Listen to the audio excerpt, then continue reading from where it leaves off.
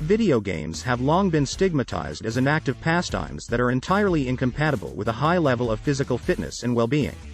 However, the notion of using virtual reality in video games to motivate greater activity is a new area in the quest for health that is gaining traction and is probably going to a gym or house near you in the not-too-distant future.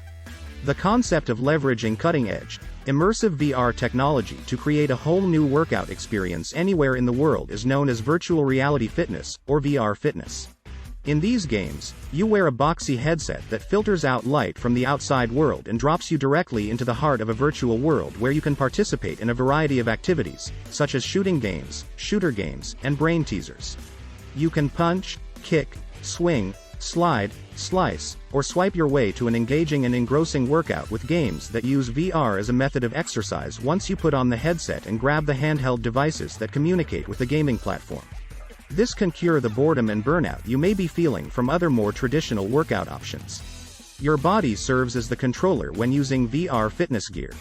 You move your body in the movements you wish to see your virtual character perform, as opposed to sitting and watching them on a screen as in traditional gaming. The fitness is found there. Finding the fitness in VR. Some video games have a decent calorie burning potential. In terms of calorie burn and general fitness advantages, games that are expressly made to get you moving can compete with the most rigorous spin class or group training environment. Can video games really be exercise? A team of SFSU researchers put participants in VR headsets and started some games while using VO2 max testing equipment, which is a face mask and tube system that athletes sometimes use while running or biking to exhaustion to gauge their physical endurance when training at the elite level. The SFSU researchers discovered that playing specific VR-based video games did, in fact, result in actual, moderate to intense intensity. The team was able to calculate the precise number of calories burned during various games. From there, the concept of evaluating various VR games was born so that individuals interested in using VR to improve their fitness and overall well-being may make more educated decisions about how to use their gaming time to better achieve their fitness objectives. Making workouts engaging.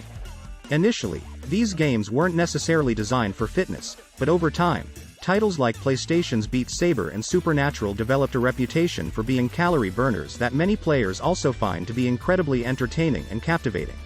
In the rhythm game Beat Saber, you slice the beats as they approach you with a pair of sabers. A fast-paced, coached workout in Supernatural has you swinging bats to knock out targets that are coming at you while squatting and moving side to side to dodge obstacles, similar to Beat Saber.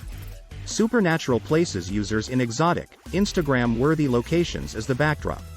In fact, what makes VR for fitness such a fascinating idea is the engagement component, which helps you stay motivated to exercise. Immersion in a VR world provides a distraction that prevents the brain from becoming aware of how hard your body is working.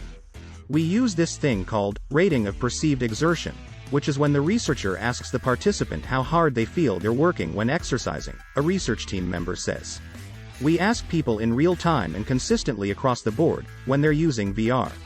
They always estimate their perceived exertion is lower than what it is.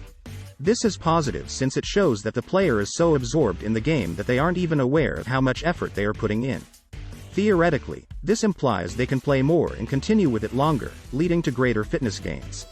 Because they are so intent on the activity at hand, athletes participating in sports like basketball or soccer frequently exhibit this changed perception of exertion. Given that many VR programs are made to be multiplayer games that engage other people, VR fitness may also be a very social method to exercise. Because many users claim they don't really feel like they are exercising at all, but rather just playing a game or hanging out with friends or family who may be far away, VR fitness games can be a very effective way to get your exercise. Another reason VR is so enticing is because you can fit it in throughout the day in small bursts, without having to put in the same amount of effort as you would in a group exercise setting or a more conventional cardio training environment. According to the recommendations of the American College of Sports Medicine, you should exercise for 30 minutes each day. They recommended 10-minute intervals a few years ago. They now claim that any increment is acceptable as long as it raises heart rate. VR may be able to meet that need. Put on the headset for a few 5 or 10-minute game sessions throughout the day instead of feeling like you need to trundle to the gym for that 30 minutes of cardio. The research team has continued examining additional issues surrounding VR for exercising, such as perception, motivation, and cognition, after proving that it can offer significant workout options. They are figuring out how to get individuals interested in and committed to this or other exercise options. The team is also considering how to improve what has primarily been cardiovascular training in VR platforms by adding more elements of resistance and strength training. VR is a developing field of fitness, and right now the cost of the equipment is one of the biggest barriers to more general adoption. The average cost of a headset is in the hundreds of dollars, and games are typically sold for $20 or $30 each. However, as is frequently the case with electronics, costs will probably go down as technology advances and becomes more commonly used.